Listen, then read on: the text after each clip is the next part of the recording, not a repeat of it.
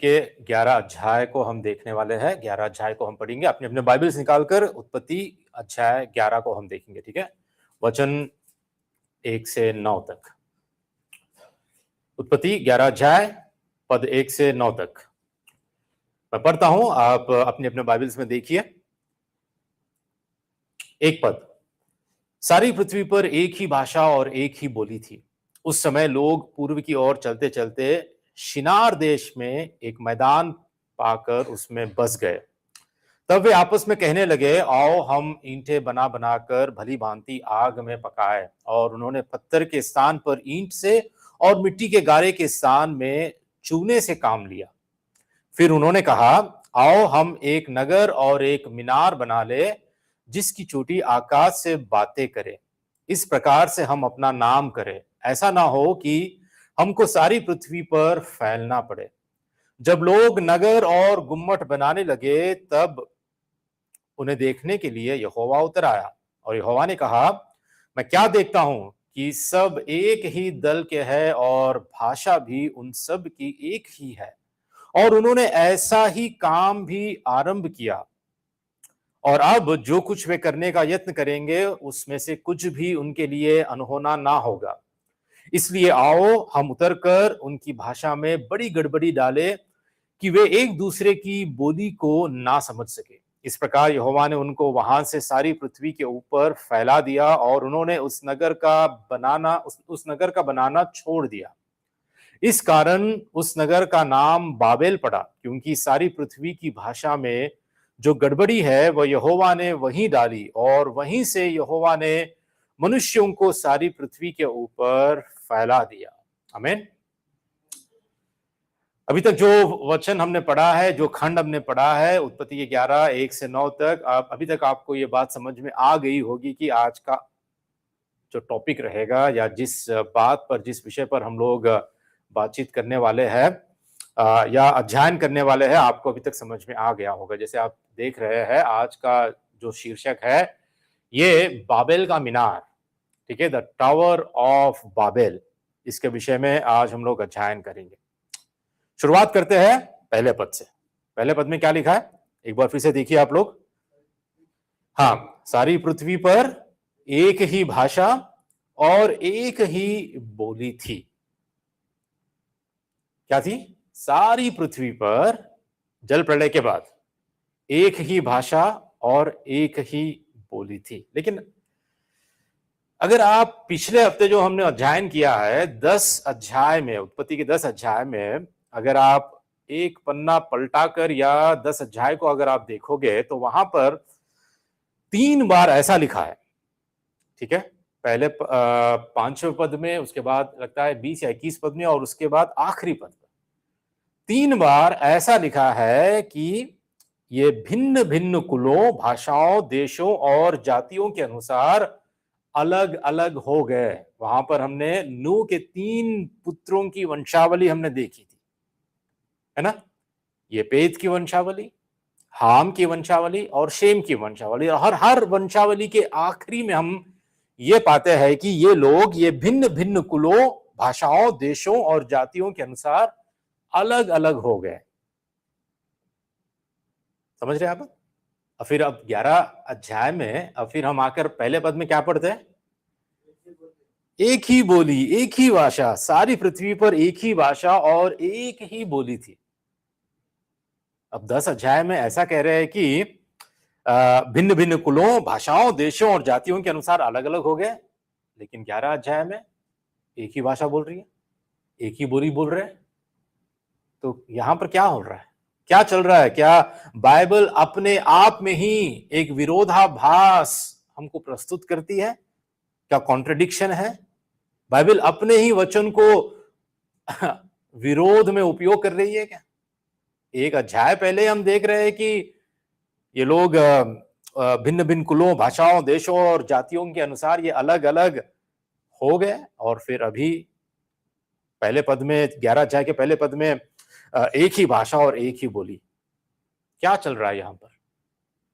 अगर आप ध्यान देके पढ़ोगे तो हमको ये प्रतीत होता है यहां पर कि 11 अध्याय ये समझाने की कोशिश कर रहा है कि कैसे कैसे भिन्न भिन्न कुलों, भाषाओं, देशों और जातियों के अनुसार लोग अलग अलग हो गए। इसकी शुरुआत कहां हुई, कैसे ये हुआ है?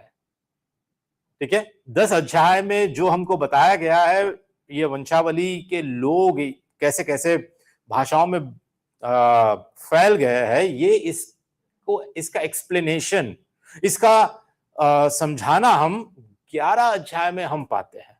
तो इसमें कोई विरोधाभास नहीं है, इसमें कोई विरोधाभास नहीं है। तो हमें ये समझना है कि ये कैसे हुआ है, लोग कैसे फैल गए, लोग भिन्न भिन्न कुलों में, भिन्न भिन्न भाषाओं में और देशों और जातियों के अनुसार ये कैसे अलग अलग हो गए।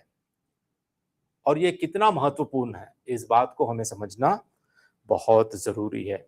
अब देखते हैं कि ये कैसे हुआ है। पद 2 में क्या कहता है वहां पर, दूसरे पद में, उस समय लोग पूर्व की ओर चलते चलते, क्या है, शिनार देश में, याद रखिए इस देश का नाम, ठीक है, इस देश का नाम याद रखिए। क्या नाम है इस देश का नाम? शिनार देश, ठीक है। शिनार देश में एक मैदान पाकर उसमें बस गए, ठीक है। अब फिर से एक बार अध्याय 10 में हम जाएंगे, ठीक है, फिर से एक बार अध्याय 10 में जाएंगे और वहां पद 6 से देखेंगे। पद 6 में क्या लिखा है, ठीक है, वहां पर हम देखते हैं किसकी वंशावली, हाम की वंशावली, हाम के पुत्रों की, ठीक है। हम क्या देखते हैं कि फिर हाम के पुत्र कूश, मिस्र, पूत और कनान हुए। पद 7 में ऐसा लिखा है, और कूश के पुत्र सभा, हवीला, सबता, रामा और सप्तका हुआ, और रामा के पुत्र शेबा और ददान हुए। कूश के वंश में निम्रोद भी हुआ, पृथ्वी पर पहला वीर वही हुआ है। वही यहोवा की दृष्टि में पराक्रमी, शिकार खेलने वाला ठहरा। इससे यह कहावत चली है, निम्रोद के समान यहोवा की दृष्टि में पराक्रमी, शिकार खेलने वाला।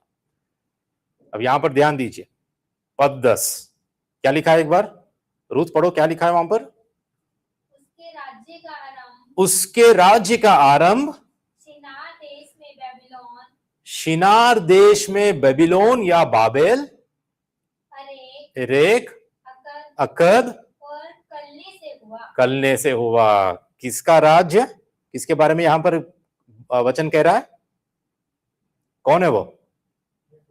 Nimrod, right, Nimrod. ये निम्रोद का आरंभ या निम्रोद के राज्य का आरंभ कहां से हुआ है? शिनार देश। अभी तक हमने 11 पद में क्या पढ़ा है? 11 अध्याय में, 11 अध्याय के दूसरे पद में मैंने कहा था कि इस देश का नाम याद रखना है, शिनार देश, है ना। तो शिनार देश, ये राज्य, इसकी स्थापना किसने की?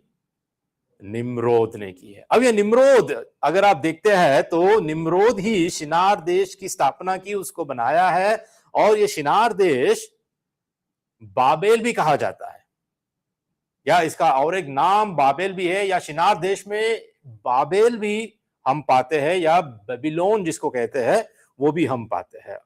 हमने पिछले हफ्ते निम्रोद के विषय में संक्षेप में कुछ देखा था, निम्रोद के विषय की पराक्रमी शूरवीर या पराक्रमी शिकार खेलने वाला, जानवरों का शिकार नहीं परंतु मनुष्यों को शिकार बनाकर तानाशाही के जैसा वो राज्य करने वाला, एक परमेश्वर के प्रति विद्रोह करने वाला ये व्यक्ति के बारे में हमने पिछले हफ्ते हमने देखा था। और पता है ये कहां से आया है? अभी तक जो हमने वंशावली पढ़ी है हम देख पाते हैं ये कूश से आया है। और ये कूश कौन था? हाम का पुत्र था, है ना। मतलब संभावना यह है कि तीसरी पीढ़ी, हाम के बाद कूश, कूश के बाद निम्रोद, मतलब तीसरी पीढ़ी जल प्रलय के बाद आते आते ही इन्होंने शिनार देश में बाबेल का मीनार बनाना शुरू कर दिया है। मतलब जल प्रलय के बाद ज्यादा समय नहीं बीता था कि ये लोग बाबेल का मीनार बनाने लगे। समझ आ रही है बात आपको? तो हुआ क्या है, क्या किए ये लोग, क्या किए? अब देखते हैं कि हम तीसरे पद से, 11 अध्याय के तीसरे पद से हम ये पढ़ते हैं, तब वे आपस में कहने लगे, क्या कहने लगे? आओ, कम, आओ, हम सब लोग मिलकर हम ईंटें बना बनाकर भली भांति आग में पकाए। और उन्होंने पत्थर के स्थान पर ईंट से और मिट्टी के गारे के स्थान में चूने से काम लिया।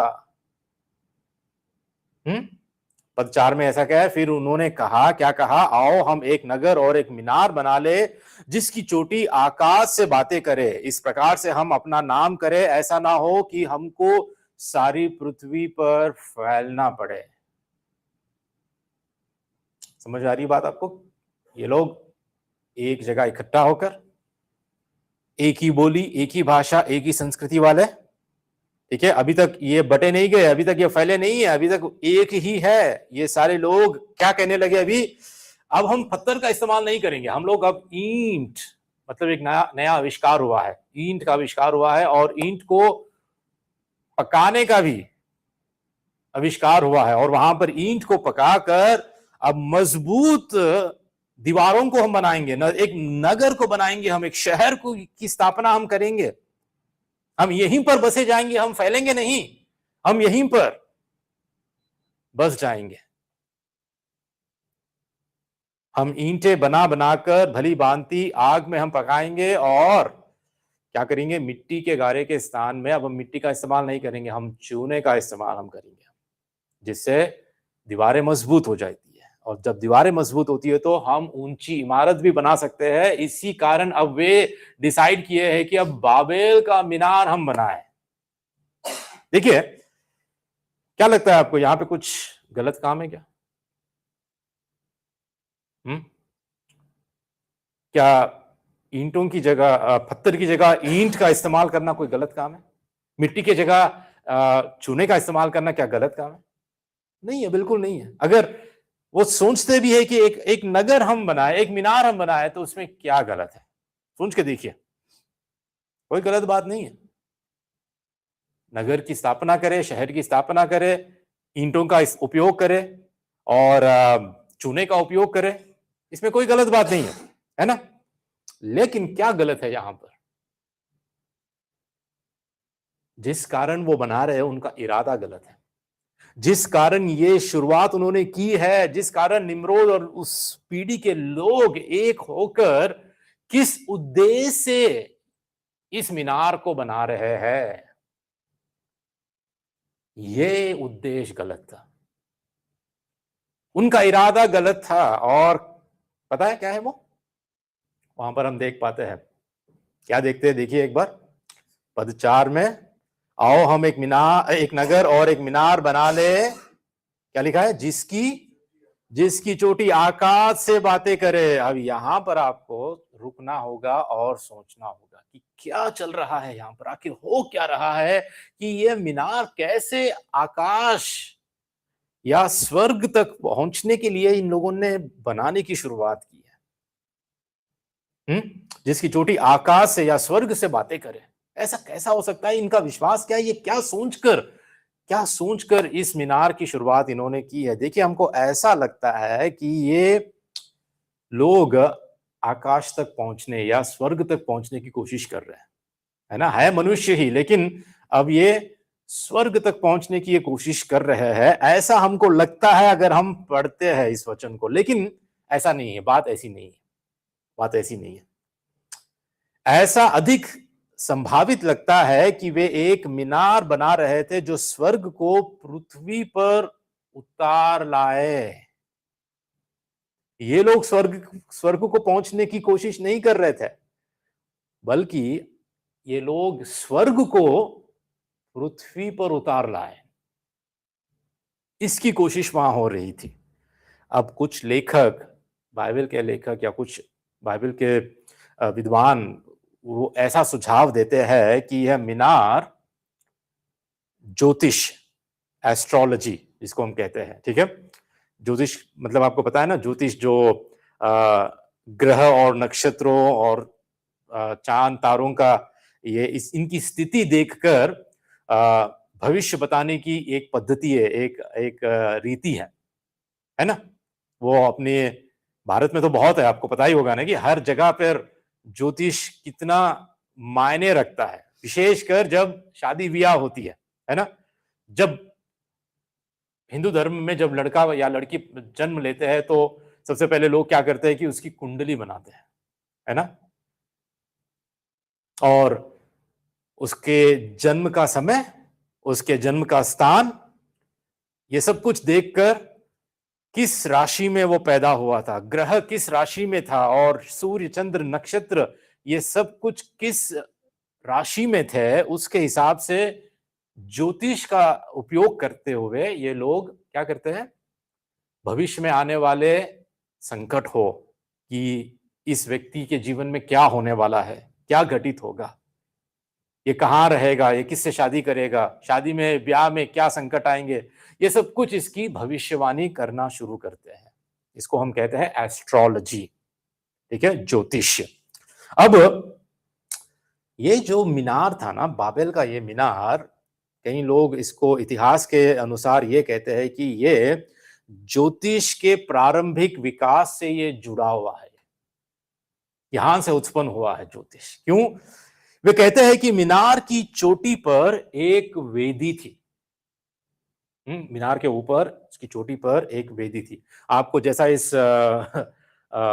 यहाँ इस फोटो में दिख रहा है, मीनार मतलब एक मीनार, लंबा सा मीनार नहीं था वो, ठीक है? जैसा ये फैला हुआ है, धीरे धीरे स्टेप बाय स्टेप एक के ऊपर एक के ऊपर एक ऐसे इसको बनाया गया है, ठीक है? तो उस मीनार की चोटी पर एक वेदी थी जिसे राशि चक्र के चिन्हों ने घेरा हुआ था। पता है राशि का चक्र होता है, आपने कभी देखा है कि नहीं? अगर ज्योतिष आपको पता है तो जिसमें ग्रहों का स्थान और सूर्य चंद्र नक्षत्रों के विषय में एक चक्र होता है जिसके आधार पर भविष्यवाणी कही जाती है। तो लोगों का यह मानना था कि उसकी चोटी पर एक वेदी थी जिसे राशि चक्र के चिन्हों ने घेरा हुआ था, जो परमेश्वर से अलग सारे ब्रह्मांड को नियंत्रित करने के मानव प्रयास का एक विशाल प्रतीक था। अब ये लोग क्या करना चाहते थे कि परमेश्वर नहीं, अब हम खुद सारे ब्रह्मांड का नियंत्रण हम करने वाले हैं, इस विश्वास के साथ, ठीक है? यह सुझाव इसलिए संभावित लगता है क्योंकि इतिहास में हम देखते हैं तो हमें पता चलता है कि ज्योतिष की शुरुआत ये प्राचीन बबीलोन में हुई थी। अब इतना ही नहीं, कुछ बाइबल विद्वान मानते हैं कि उस पीढ़ी के लोगों ने 100% जरूर सुना ही है। क्या सुना है? कि जल प्रलय से पहले, आपको याद है उत्पत्ति के 6वें अध्याय में हम देखते हैं, क्या देखते हैं? जल प्रलय से पहले कि कैसे स्वर्गदूतों की आत्माएं मनुष्यों में प्रवेश कर गई और मनुष्यों की पुत्रियों से वो ब्याह किए और उनके द्वारा एक नस्ल, एक जाति उत्पन्न हुई जिसको हम दानव कहते हैं। याद है आपको? दानव कौन थे? नेफिलिम कौन थे? इसके बारे में हमने अध्ययन किया था। तो इस पीढ़ी के लोग, अब जो निम्रोद के साथ ये जो शहर बना रहे हैं, इस मीनार को बना रहे थे, उनको अच्छी तरह पता था कि जल प्रलय से पहले क्या हुआ था, कैसे गिरे हुए स्वर्गदूत, ठीक है, जो गिरे हुए स्वर्गदूत थे उनकी आत्माएं मनुष्यों में समाकर वे मनुष्यों की पुत्रियों के साथ ब्याह करके एक ऐसी जाति को उत्पन्न किया है, नेफिलिम, दानव। और उस वक्त से लेकर जिस रीति से सारे पृथ्वी पर दुष्टता, भ्रष्टता फैल गई, जिसके कारण परमेश्वर ने सारी मानव जाति को विनाश किया, ये सारी कहानी, ये सारी घटनाएं इनको पता थी। और ये विद्वान कहते हैं, और अब वे परमेश्वर के विरुद्ध विद्रोह करके इस मीनार का निर्माण इस विश्वास से किया कि फिर से एक बार गिरे हुए स्वर्गदूत, ठीक है, गिरे हुए स्वर्गदूत बाबेल के मीनार के माध्यम से स्वर्ग से आएंगे और फिर से नेफिलिम जैसी एक जाति उत्पन्न करेंगे। सुन रहे आप? इसीलिए उन्होंने अब ऐसा मीनार बनाया कि आकाश की चोटी तक वो पहुंचे, ताकि उनका, ये तो अंधविश्वास ही है, ये झूठा विश्वास ही है, लेकिन अब जो जल प्रलय के पहले हुआ है उस बातों पर विश्वास करके, मतलब उन बातों पे के अनुसार अब ये खुद परमेश्वर के विरोध में ऐसे मीनार को खड़ा किया जिससे उनको लगता था कि गिरे हुए स्वर्गदूत अब इस मीनार के माध्यम से शायद हम तक पहुंच जाएं, शायद हमारे पास आए। मतलब ये एक ऐसे विद्रोह की बात है और विद्रोह का काम है।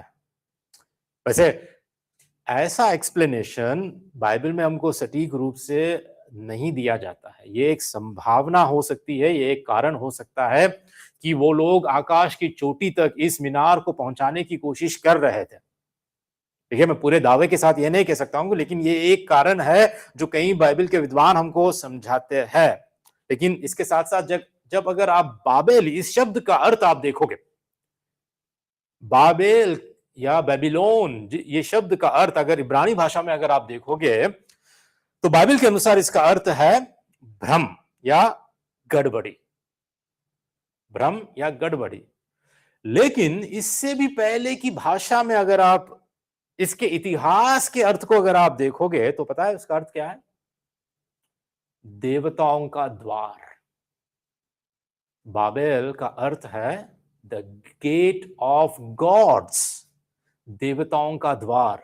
मतलब इसकी चोटी से देवताएं धरती पर आने के लिए, उनके लिए एक द्वार इन्होंने ऐसे विश्वास करके खोल कर बनाया है, ताकि ये गिरे हुए दुष्ट आत्माएं, गिरे हुए स्वर्गदूत आए और फिर से नेफिलिम, दानव जैसे इस जाति का आरंभ हो पाए।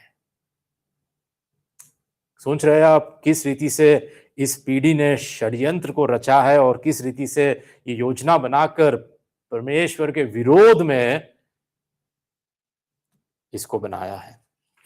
अब इतना ही नहीं, इसके बाद और एक भी बात हम देखते हैं। उनके उद्देश्य को अगर हम देखना चाहते हैं तो पद 4 में हमको ऐसा प्रतीत होता है, ऐसा हम देखते हैं कि आओ हम एक नगर और मीनार बना ले जिसकी चोटी आकाश से बातें करे।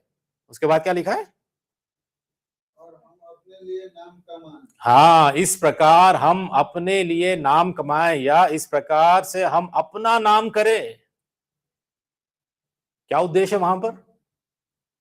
अपना खुद का नाम बनाए हम लोग, हम अपना नाम करें, अपने लिए नाम कमाएं हम लोग। मतलब यहां पर क्या लिखा, क्या क्या हम देख पाते हैं? ये प्रसिद्ध होना चाहते हैं। प्रसिद्धि, अपने लिए नाम कमाना। इसके पीछे का उद्देश्य क्या है पता है? घमंड, अहंकार। यह वही पाप है जिससे शैतान को स्वर्ग से गिरा दिया गया और जो सभी पापों की जड़ है, घमंड और अहंकार। अपने लिए नाम कमाना, मैं भी कुछ हूं, हम भी कुछ है, हम भी कुछ कर सकते हैं, हमें देखो, हमारा शहर कितना बड़ा है, हमारा मीनार कितना बड़ा है, हम क्या कैसे लोग हैं हम लोग। परमेश्वर के नाम की महिमा नहीं, परंतु हमारे नाम की महिमा हो, है ना? परमेश्वर का नाम ऊंचा नहीं उठना चाहिए, हमारा नाम ऊंचा उठना चाहिए, हमारा नाम बड़ा होना चाहिए। इस भावना से, इस उद्देश्य से इन्होंने ये मीनार बनाया। देखिए, वे अपना नाम कमाने का लक्ष्य रखे। पाप उनका क्या था? प्रशंसा की चाहत, प्रशंसा की चाहत। परमेश्वर की इच्छा यह नहीं है कि हम प्रशंसा पाने में हम आनंद ले, बल्कि यह है कि हम उसे जानने और उसकी स्तुति करने में, उसकी महिमा करने में हम आनंदित रहे। लेकिन यहां पर क्या हो रहा है? वे खुद अपना ही नाम, मेरा नाम होना चाहिए, मैं सबसे बड़ा दिखना चाहिए, मैं सबसे प्रसिद्ध होना है मुझे। प्रशंसा की चाहत, मनुष्यों के द्वारा प्रशंसा की जो चाहत होती है, ये बहुत बड़े अहंकार और घमंड को दर्शाता है। और देखिए आज भी हम देख पाते हैं कि मनुष्य जाति की स्थिति यही है ना? हर जगह हम देखते हैं कि सब कुछ, सब जगह हर कोई यही चाहता है कि मेरा नाम हो, नेम और फेम, मुझे यही चाहिए, मुझे पॉपुलैरिटी चाहिए, मुझे प्रसिद्ध बनना चाहिए, मुझे प्रशंसा चाहिए, मुझे गौरव सम्मान और लोगों के बीच में मेरा नाम ऊंचा उठना चाहिए। देखिए, नगर को बसाना कोई गलत बात नहीं है, जैसा मैंने कहा है, मीनार को बनाना कोई गलत बात नहीं है। सफलता को प्राप्त करना, मेहनत करना, पढ़ाई पढ़ना या नौकरी करना, या इसमें कोई गलत बात नहीं है। लेकिन इसके पीछे अपने मनों में अगर उद्देश्य यह है कि हम अपने लिए नाम कमाएं, अगर ये उद्देश्य हम कुछ भी करते हैं अपने ही लिए, अपने स्वार्थ के लिए, अपनी महिमा के लिए, अपने खुद के लिए, अगर हम कुछ भी करते हैं, तो ये परमेश्वर के प्रति बहुत बड़ा पाप है। और ऐसे लोग, ऐसे घमंडी, ऐसे अहंकारियों का विरोध परमेश्वर खुद करता है। परमेश्वर उनका विरोधी बन जाता है। और पता है, ये सेविकाई में भी हो सकता है। परमेश्वर के दास, परमेश्वर के लोग, पास्टर्स के मन में भी ऐसा ख्याल आ सकता है, ऐसी सोच, ऐसा उद्देश्य हो सकता है कि मेरी सेविकाई, मेरा चर्च, मेरी मिनिस्ट्री, ये सबसे बड़ी होनी चाहिए, हमारा नाम होना चाहिए, हमारी सेविकाई का नाम होना चाहिए, लोग वाह वाह करनी चाहिए, हमारी सेविकाई को देखो, हमारे चर्च को देखो, हमारे लोगों को देखो, हम कितने मशहूर हैं, हम कितने पॉपुलर है, सोशल मीडिया पर, इंटरनेट पर हमारे कितने फॉलोवर्स है। क्या दर्शाता है ये सब कुछ? घमंड और अहंकार। ये उस पीढ़ी के लोगों को दर्शाता है जो आज भी इसी रीति से सोचते हैं, इसी रीति से अपने सेविकाई में भी लोग अपने नाम कमाने के लिए, अपने आप को मशहूर बनाने के लिए कोशिश करते हैं। सोच के देखिए कि आज कितना सोशल मीडिया पे गंदगी फैली हुई है, मसीही लोगों के बीच में भी कितनी गंदगी फैली हुई है। क्यों? क्योंकि बस उनको मशहूर बनना है किसी ना किसी रीति से। मुझे लोगों के बीच प्रशंसा, गौरव, सम्मान चाहिए ताकि लोग मेरी प्रशंसा करें, है ना? उसके बाद हम क्या देखते हैं? देखिए पद 5 में हम देखते हैं, जब लोग नगर और गुम्मट बनाने लगे तब उन्हें देखने के लिए यहोवा उतर आया। क्या मतलब है इसका? परमेश्वर को उतर आना पड़ा देखने के लिए? मतलब क्या परमेश्वर को जब वो स्वर्ग में ही है तो क्या उसको पता नहीं था क्या? अब कुछ लोग उत्पत्ति 11 के 5 से परेशान होते हैं और जो ऐसा प्रतीत होता है कि परमेश्वर को पृथ्वी पर क्या हो रहा था इसकी जानकारी नहीं थी। मानो वह दुर्बल दृष्टि का है, उसकी दृष्टि नीचे तक पहुंचती नहीं है, इसलिए उसको पता नहीं है कि, इसलिए उसको नीचे उतर आना पड़ा कि देखने के लिए कि यहां पर क्या हो रहा है। ठीक है, इसलिए वह करीब से देखने के लिए उतर आया है। बात ऐसी नहीं है, हमको यह समझना है, पिछली बार मैंने आपको यह भी समझाया था कि यह पद एंथ्रोपोमॉर्फिज्म, जिसको मैंने पिछली बार समझाया था, ये क्या है? एंथ्रोपोमॉर्फिज्म मतलब परमेश्वर का वर्णन करने के लिए, परमेश्वर के कार्यों को, उसके गुणों को, परमेश्वर की भावनाओं को, परमेश्वर की इच्छा को, या परमेश्वर के बारे में उसका वर्णन करने के लिए हम मानवीय भाषा का उपयोग करते हैं बस। जैसे पिछली बार मैंने आपको बताया था कि परमेश्वर पछताया कि मैंने क्यों बनाया, है ना? क्या सच में परमेश्वर ने गलती की मनुष्यों को बनाकर? क्या परमेश्वर पछताया कि परमेश्वर मुझसे बहुत बड़ी गलती हो गई? ऐसे क्या वो सोचता है कभी?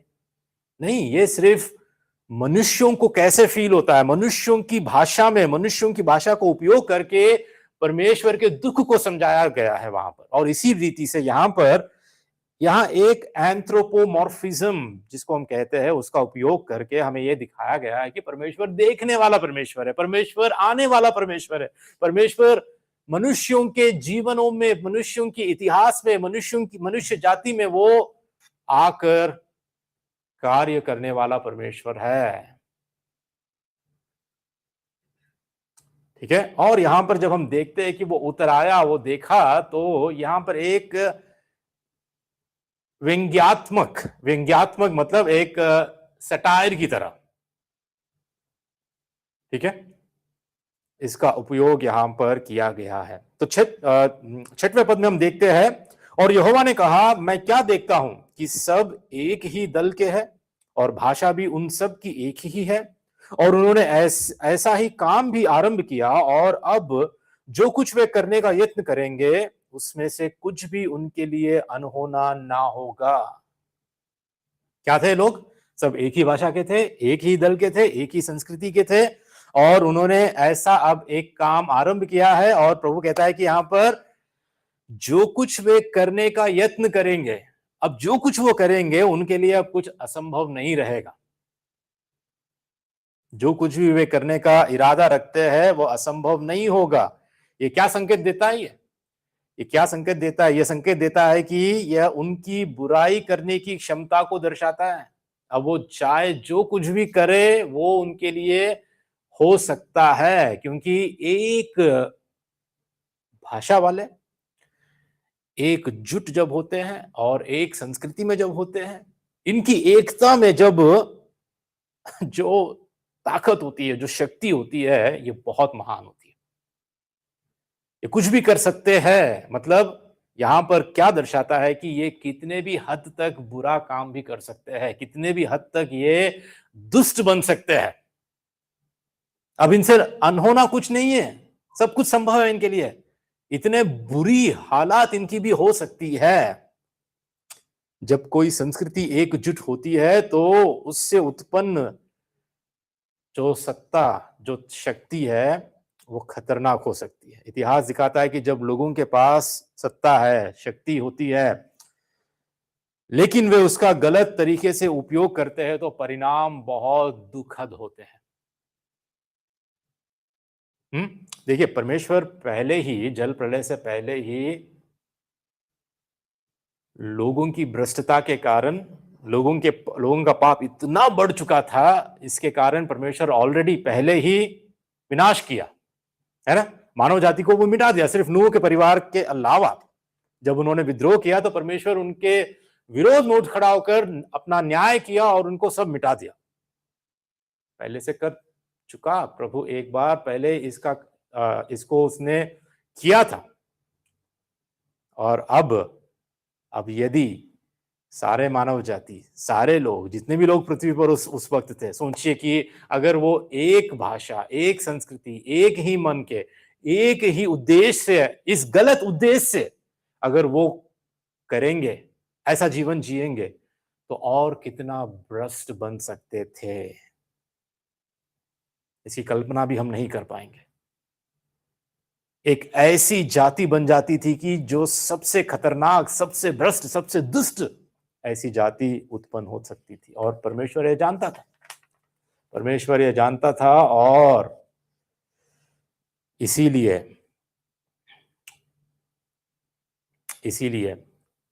ऐसा कुछ ना होने से पहले ही परमेश्वर अपनी करुणा में, अपनी दया में, अपने अनुग्रह में इन लोगों को परमेश्वर ने क्या किया?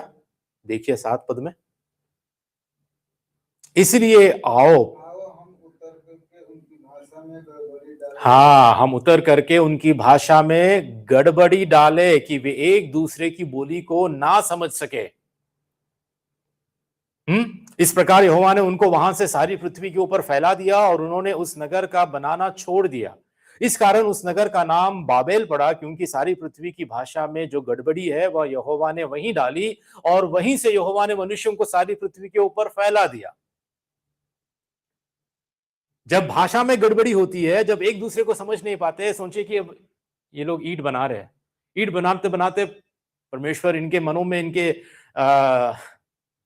सोच और विचारों में एक ऐसी भाषा को डाला, ऐसी गड़बड़ी को डाल दिया कि जो ईंट बनाने वाला है उसको समझ नहीं आ रहा है कि ऊपर से क्या मेरा सुपरवाइजर क्या कह रहा है, मैं कैसे बनाऊं या कहां मुझे ले जाना है,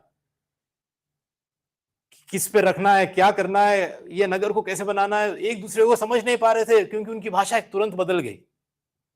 और ये अलौकिक कार्य परमेश्वर जानबूझकर किया अपने करुणा में, अपनी दया में, ताकि ये भ्रष्ट ना बन जाए और फिर से ऐसी स्थिति ना आए जिससे उसको फिर से न्याय करके जल प्रलय जैसा कुछ ऐसा काम करना पड़े।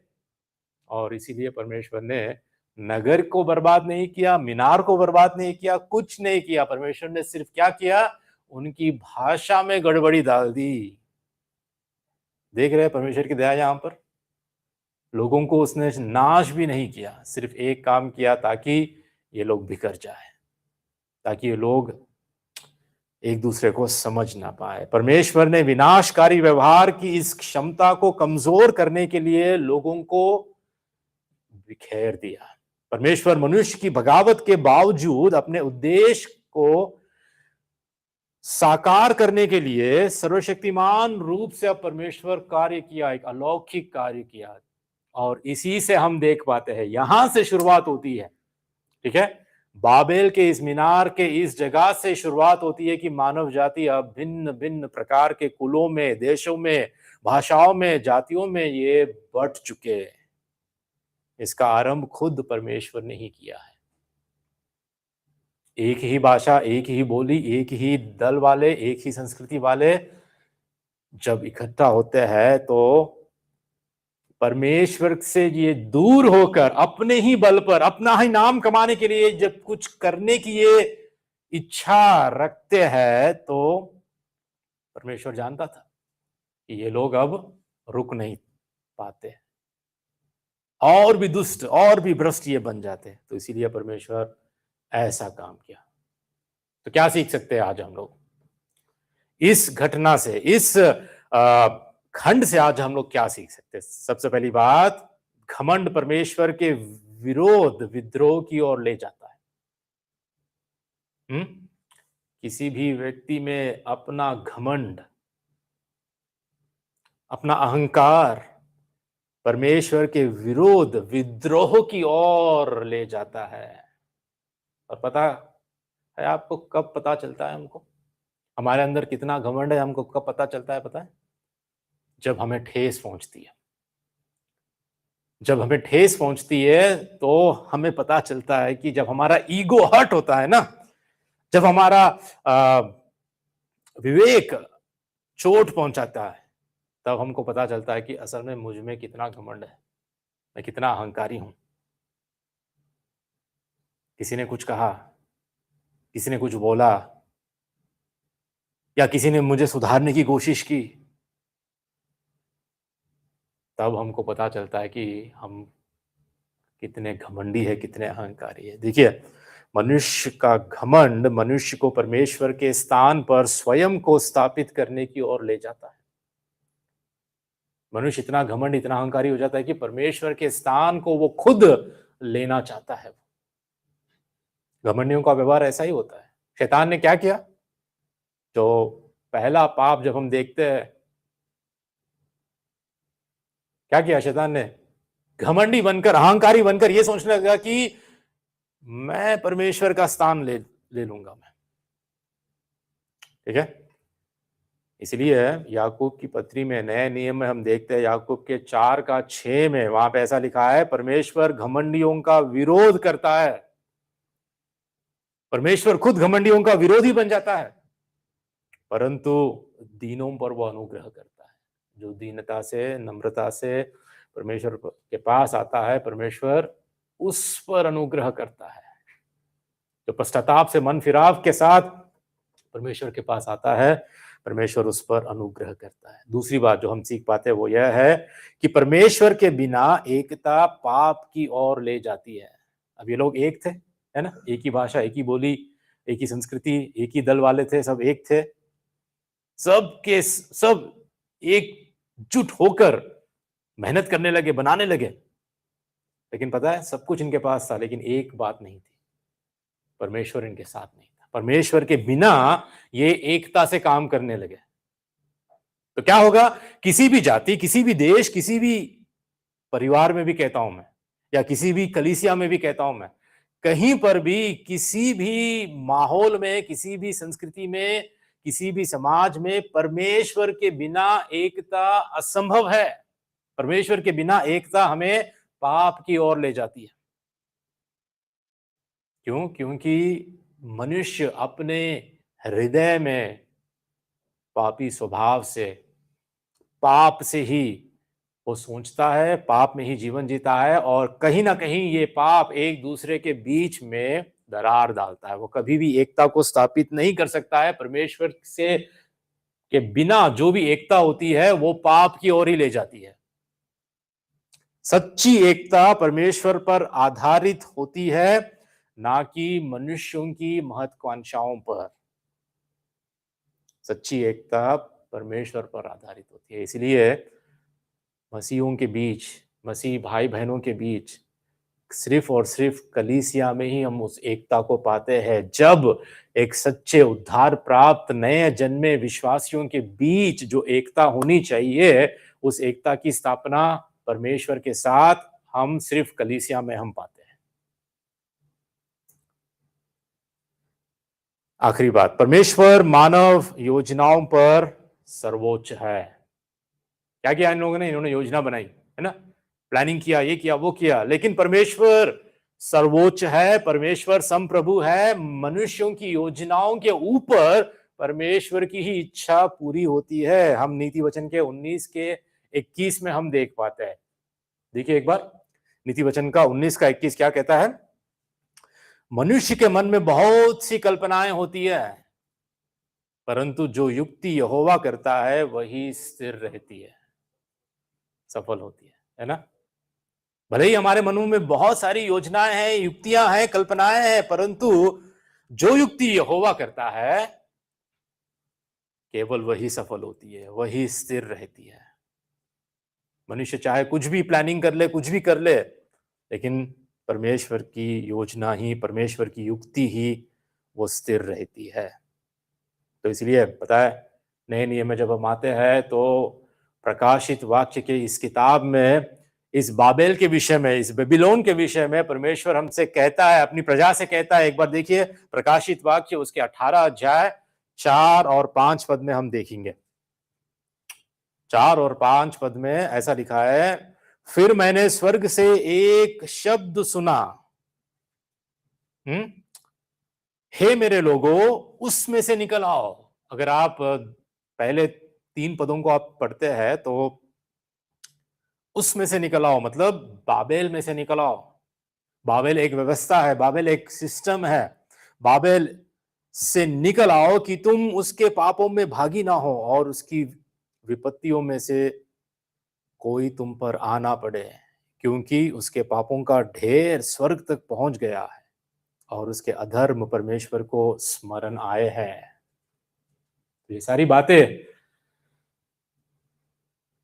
एक चुनौती की तरह, एक चेतावनी की तरह यहां पर प्रकाशित वाक्य में परमेश्वर अपने लोगों से कह रहा है।